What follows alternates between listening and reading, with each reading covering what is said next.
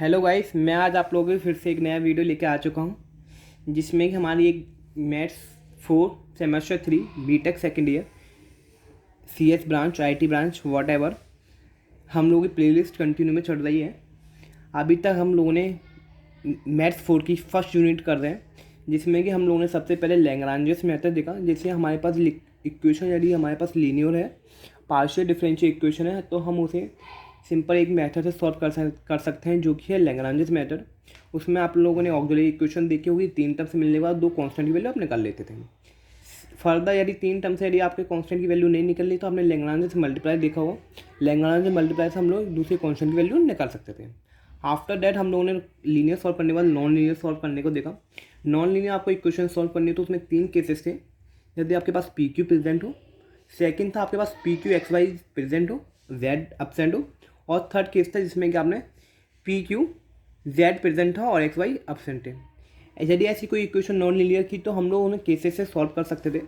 और यदि हमारे पास कुछ भी हो x y p q z, यदि आपको नहीं पता कौन सा केस है, आप आइडेंटिफाई नहीं कर पा रहे हैं, तो आप सिंपली 4 पिन मेथड के थ्रू उस इक्वेशन को सॉल्व कर देते। 4 पिन मेथड में सिंपल कुछ नहीं था गाइस, जिसमें कि आपको 5 del f over del x जितने भी इंडिपेंडेंट वेरिएबल थे उनकी वैल्यू निकालनी थी, और उसकी ऑक्सिलरी इक्वेशन में पुट करने के बाद आपके पास 5 टर्म्स आएंगे जिसमें कि आप किसी भी 2 कांस्टेंट की वैल्यू इजीली निकाल सकते थे। आफ्टर दैट हम लोगों ने होमोजीनियस इक्वेशन स्टार्ट किया। होमोजीनियस इक्वेशन को हमें आइडेंटिफाई करने का सिंपल था कि आपके हर एक वैनो में आपकी इक्वेशन के हर एक टर्म्स की पावर क्या होनी चाहिए, सेम होनी चाहिए। होमोजीनियस इक्वेशन तो हम लोगों ने इसका सी एफ निकालने का देखा। सी एफ का सिंपल इंटीग्रेशन, सी एफ का सिंपल फॉर्मूला था आपके पास function of y plus M one X plus function of 2 y plus M two X and so on. यदि रूट्स इक्वल होंगे तो हम लोगों का एक्स की पावर 0 और एक्स की पावर 1 से स्टार्ट होगा, और यदि रूट्स इक्वल नहीं है तो हम लोग डायरेक्ट लिख सकते थे। फिर हम लोग ने पी आई निकालना। ये सी एफ इक्वल टू 0, यदि हमारा राइट हैंड साइड 0 होता था तो उसमें हमारा पी आई इक्वल टू 0 होता था, हम लोग सी एफ डायरेक्ट लिखते थे और पी आई 0 लिख देते। यदि आपके पास पी आई 0 नहीं है, पी आई 0 नहीं मतलब right hand side equal to 0 नहीं होता था, हम लोगों ने पी आई निकालने देखा था। पी आई के हम लोगों के पास 5 केसेस थे जैसा कि आप लोगों को याद होगा। पहला केस था यदि आपके पास एक्सपोनेंशियल फंक्शन हो। सेकंड था आप लोगों को याद होगा साइन ए एक्स प्लस वाई और cos A x plus B Y हो। थर्ड केस था एक्स की पावर एम वाई की पावर एन हो। तो फोर्थ केस था गाइस आप लोगों के पास कोई भी फंक्शन हो एक्स कॉमा वाई। और लास्ट केस था हम लोगों के पास जिसमें कि function of x comma y था और साथ में एक्सपोनेंशियल फंक्शन था। तो हम लोग उसके पी आई कैसे निकालेंगे, इतना हम लोगों ने अभी तक देख लिया है गाइस। आज से हम लोग नॉन होमोजेनियस इक्वेशन स्टार्ट करते हैं। नॉन होमोजेनियस में गाइस आप लोगों को सिंपल सी एफ और पी आई निकालना होगा। गाइस मैं आप लोगों को बता दूं, मैंने होमोजेनियस इक्वेशन में आपको पी आई बहुत अच्छे से समझाया हुआ। आप पी आई जैसे आप सेम होमोजेनियस इक्वेशंस में पी आई निकालते थे, सेम ऐसे ही पी आई आप नॉन होमोजेनियस इक्वेशंस में निकालेंगे। कोई भी डिफरेंस नहीं है होमोजेनियस इक्वेशन का पी आई निकालने में और नॉन होमोजेनियस के पी आई निकालने में। वही केस 5 है, वही आपको अप्लाई करने हैं। बस जो थोड़ा बहुत डिफरेंस है वो मैं आपको सी एफ का डिफरेंस है वो हम लोग डिस्कस करेंगे। यदि आपकी नॉन होमोजेनियस इक्वेशन है, non homogeneous equations in the sense यदि मैं आपकी इक्वेशन लिखूं D plus 3 D dash D minus 5 D dash D plus 7 D dash.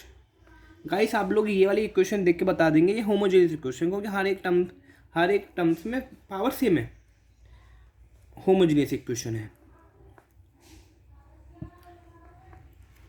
यदि गाइस मैं नॉन होमोजेनियस इक्वेशन का एग्जांपल लिखूं तो नॉन होमोजेनियस इक्वेशन का एग्जांपल क्या होगा,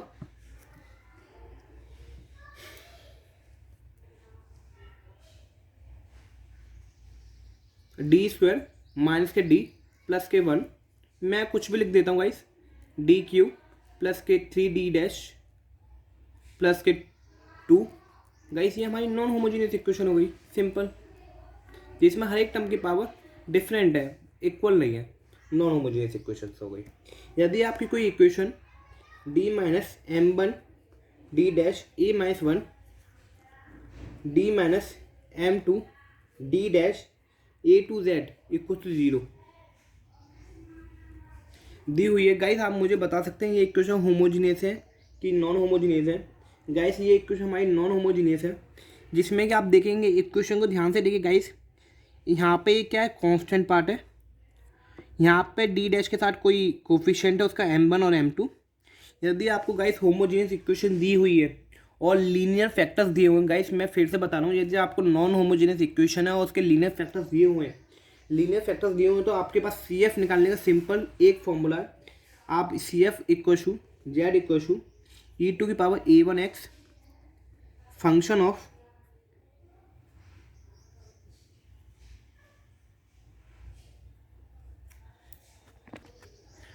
of y plus m1x। Guys simple वैसे ही था, सेम पहले जैसा था। देखिए मैं बताऊँ आपको, ई की power a1x function of y plus m1x, जिसमें कि आपने पहले होमोजीनियस के लिए functions of y plus m1x से में ई की पावर a1x एक्स्ट्रा कैसे आ चुका है। जैसे कि आप लोगों को याद होगा, होमोजीनियस इक्वेशन में कांस्टेंट नहीं था, तो कांस्टेंट ना होने के कारण वहाँ पे ए की वैल्यू क्या होती थी, जीरो होती थी।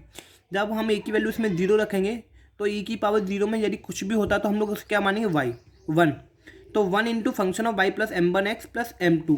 तो इसलिए हमारे लिए होमोजीनियस इक्वेशंस में ई की पावर ये वाला टर्म नहीं आता था। बल्कि इक्वेशन नॉन होमोजीनियस है और आपके पास नॉन होमोजीनियस इक्वेशन होगी तो आपके पास यहाँ पे कोई कांस्टेंट टर्म होगा, हो भी सकता है नहीं भी हो सकता है, कंपल्सरी नहीं है यहाँ कोई कांस्टेंट टर्म हो आपके पास, कांस्टेंट टर्म हो भी नहीं भी हो। तो यदि आपके पास ऐसी इक्वेशन नॉन होमोजीनियस है तो आपके पास सिंपल सी एफ निकालने का आप गाइस एक ही फॉर्मूला याद कर लीजिए, Z equal to e to की power a1x function of y plus m2x and so on, ऐसे करते जाएंगे। मैं गाइस बता दूं, जिसमें कि आज की वीडियो में हम लोग केवल नॉन होमोजीनियस का इंट्रो देख रहे हैं। इंट्रो में हम कर से क्वेश्चन सॉल्व करेंगे, जिसमें a1x क्या है, कोफिशिएंट ऑफ x, जो कोफिशिएंट ऑफ x है हमारा a1x आपको क्वेश्चन में गिवन होगा, जो कांस्टेंट पार्ट होगा। गाइस यदि आपको क्वेश्चन में माइनस दिया हुआ है तो आप इसमें वैल्यू पॉजिटिव देंगे। मैं अभी बता रहा हूँ गाइस, यदि क्वेश्चन में यदि आपका कांस्टेंट नेगेटिव है तो आप क्या देंगे, यहाँ पे पॉजिटिव देंगे। सेम इसी प्रकार से डी डैश का जो कोफिशिएंट है वाई, जैसे कि ये कोफिशिएंट है वाई, यदि माइनस में दिया हुआ तो प्लस होगा। यदि मैं इस इक्वेशन के लिए यदि D minus m1 D dash minus A आपकी इक्वेशन है तो आपका लीनियर फैक्टर उसका सी एफ क्या हो जाएगा, यदि माइनस ए है तो क्या हुआ, प्लस ए, एक्स तो रहेगा function of y plus m की वैल्यू कितनी होगी, यदि ये माइनस में तो क्या होगा, प्लस की होगी इंटू एक्स। यदि मैं सेम इस इक्वेशंस के लिए लिखूँ, यदि मैंने आगे इक्वेशन लिखी हुई है D minus m2 D dash plus के a2, यदि मैं इसके लिए सी एफ लिखूँ तो क्या होगा, z equal to e to की पावर प्लस के है तो क्या आएगा, minus k x a x function of y. अब माइनस का m2 है, मैं गाइस ये माइनस का m2 है, मैं इसे यहाँ प्लस का कर देता हूँ, इसे प्लस का कर देता हूँ, तो प्लस के m2 है तो कितना आएगा, माइनस के m2x। बस यदि आपको इतना कर लेते हैं, आपके सारे क्वेश्चन नॉन होमोजीनियस के आप सी एफ निकालने के आप वैल्यू दे देंगे। बहुत ईजी है, कुछ भी टफ नहीं है। मैं आप लोगों को कल की वीडियो में मैं आप लोगों को क्वेश्चन कराऊंगा इसमें, जिसमें हम लोग इसमें 7 से 8 क्वेश्चन करेंगे। यदि हमारे पास इक्वेशन हैं तो हम उसके सी एफ कैसे निकालेंगे, पी आई हम लोग का सेम रहेगा, उसमें हम लोग नहीं करेंगे। आज के लिए गाइस इतना रखते हैं। आज की वीडियो में हम लोगों ने देखा यदि हमारे पास क्या क्या हम लोगों ने अभी तक कर लिया, ये डिस्कस किया। आफ्टर हम लोगों ने नॉन होमोजीनियस इक्वेशन देखा। नॉन होमोजीनियस इक्वेशन सिंपल है कि यदि आपकी हर एक टर्म की पावर डिफरेंट है तो हम उसे नॉन होमोजीनियस इक्वेशन कह देंगे। नॉन होमोजीनियस इक्वेशन में पी आई आपको निकालना आता है, जैसा हमने होमोजीनियस इक्वेशन में निकाला था। यदि आपको सी एफ निकालना है तो सी एफ का सिंपल एक फॉर्मेट है ई टू की power a1x plus function of y plus m1x। यदि कांस्टेंट की वैल्यू क्वेश्चन में माइनस होगी तो इधर पॉजिटिव आएगी, और यदि m1 की वैल्यू नेगेटिव होगी क्वेश्चन में तो इधर क्या, पॉजिटिव आएगी। गाइस आज के लिए इतना रखते हैं, थैंक यू। कल की वीडियो में मिलते हैं, बाय।